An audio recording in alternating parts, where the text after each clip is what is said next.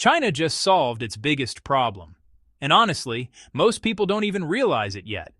Because right now, at this very moment, there's a train moving through the mountains of Iran, loaded with Chinese goods, heading straight into Europe.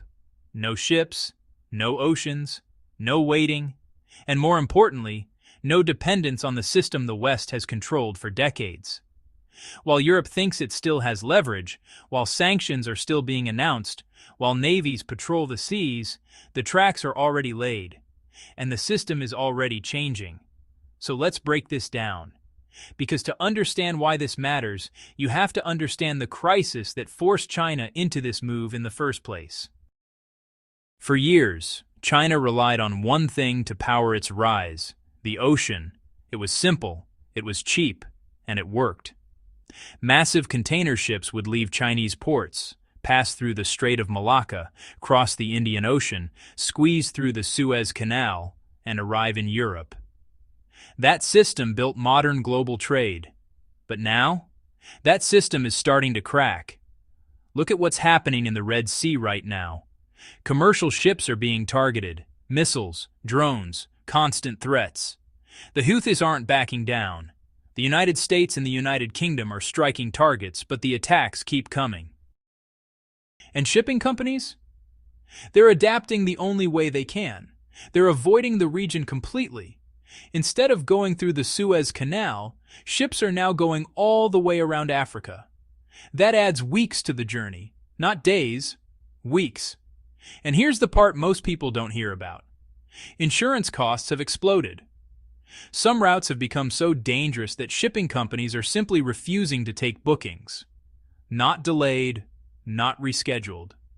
Refused. For China, this isn't just inconvenient, it's dangerous. Because when your entire economy depends on moving goods efficiently, delays like this don't just slow growth, they threaten it. And that's when China realized something critical. The ocean is no longer reliable, so they turned to something most people had forgotten: Plan B.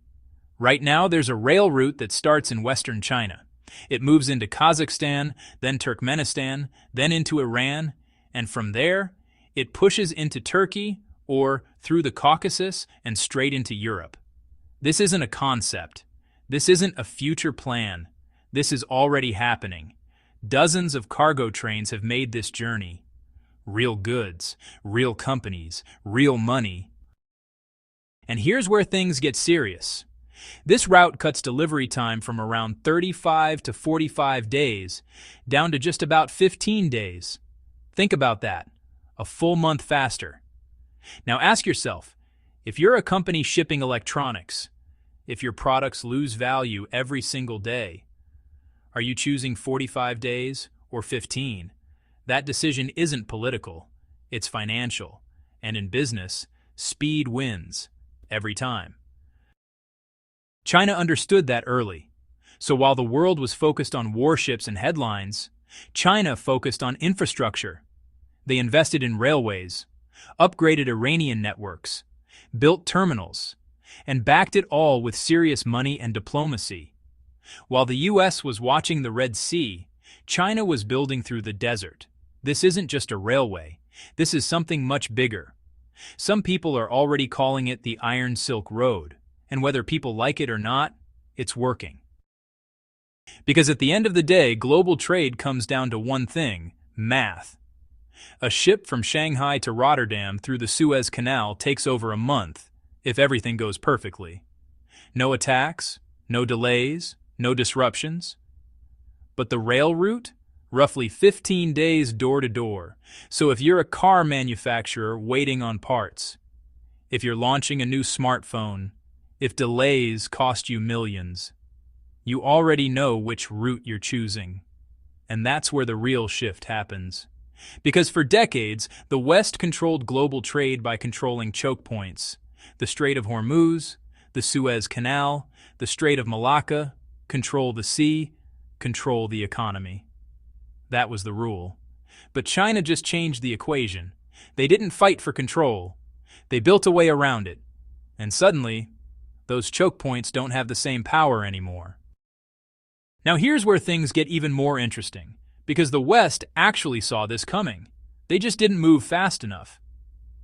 Remember the India-Middle East-Europe corridor? The big announcement, the partnerships, the headlines, the plan to connect India to Europe and bypass China entirely. On paper, it looked perfect, strategic, ambitious, game-changing.